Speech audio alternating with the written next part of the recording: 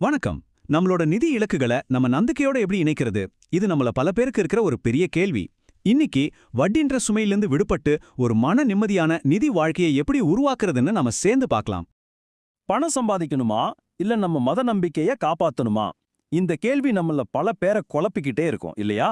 ஆனா ஒரு சூப்பரான விஷயம் என்னன்னா, நீங்க ரெண்டுல ஒண்ண தேர்ந்தெடுக்க வேண்டிய அவசியமே இல்ல.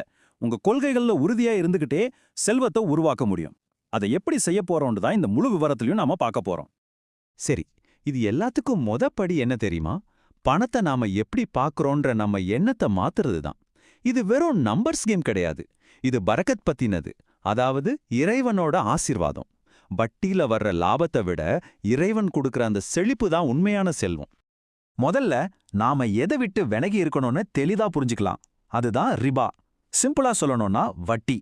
இஸ்லாமிய நிதி கொள்கைப்படி எந்த ஒரு உண்மையான பொருளோ இல்ல சேவையோ கைமாறாம சும்மா பணத்தை கடனா கொடுத்து அது மூலமா எக்ஸ்ட்ரா பணம் சம்பாதிக்கிறது தடுக்கப்பட்டிருக்கு. இதுதான் ரிபாவோட அடிப்படை.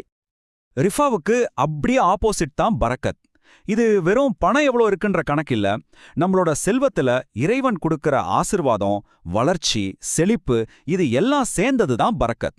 யோசிச்சு பாருங்க, உங்க பணத்துல பரக்கத் இருந்தா கொஞ்சம் பணமா இருந்தா கூட அது பெரிய திருப்தியையும் மன நிம்மதியையும் கொடுக்கும். இதுதான் நம்மளோட அல்டிமேட் கோல். சரி, மைண்ட் செட்டை மாத்தியாச்சு. இப்ப நாம ஆக்ஷன்ல இறங்கணும். நம்ம பணத்தை ஹலாலான முறையில மேனேஜ் பண்ண நமக்கு ஒரு பவர்ஃபுல்லான டூல் தேவை. அது என்ன தெரியுமா? ஒரு தெளிவான பட்ஜெட். உங்க பணம் எங்க போகணும்னு நீங்க ஆர்டர் போடுற ஒரு வழிதான் இது.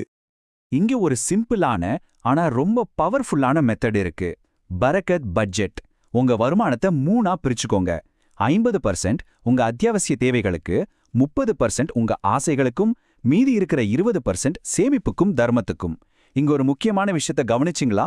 சேமிப்பையும் தர்மத்தையும் ஒன்னா சேர்த்திருக்கோம். இது உங்க நிதி ஒழுக்கத்தையும் வளர்க்கும், பரக்கத்தையும் கொண்டு வரும். உங்க செலவுகளை கண்ட்ரோல் பண்ண ஒரு ஈஸியான வழி வேணுமா? அப்போ இந்த என்வெலப் மெத்தடை ட்ரை பண்ணி பாருங்க. ரொம்ப சிம்பிள். சாப்பாடு, பெட்ரோல்னு ஒவ்வொரு செலவுக்கும் தனித்தனி கவர் ரெடி பண்ணுங்க. மாச ஆரம்பத்துல உங்க பட்ஜெட் படி ஒவ்வொரு கவர்லயும் பணத்தை நிரப்பிடுங்க. ஒரு கவர்ல பணம் காலி ஆயிடுச்சா அவ்வளவுதான், அந்த மாசத்துக்கு அந்த செலவு முடிஞ்சது. இந்த கிரெடிட் கார்டு பழக்கத்திலிருந்து வெளியே வர்றதுக்கு இது ஒரு சூப்பரான வழி. ஓகே, பட்ஜெட் போட்டாச்சு, செலவுகளை கண்ட்ரோல் பண்ணவும் ஒரு வழி பாட்டாச்சு. இப்போ அடுத்த ரொம்ப ரொம்ப முக்கியமான ஸ்டெப்புக்கு போகலாம். வட்டி அடிப்படையிலான கடன்கள்ல இருந்து முழுசா வெளியே வர்றது.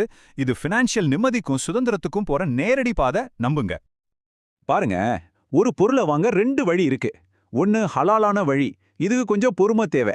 முதல்ல பணத்தை சேமிக்கிறோம், அப்புறம் வாங்குறோம், நிம்மதியா யூஸ் பண்றோம். ஆனா ஹராமான வழியில என்ன நடக்குது? ஆசைப்பட்டு முதல்ல வாங்கிடுறோம்,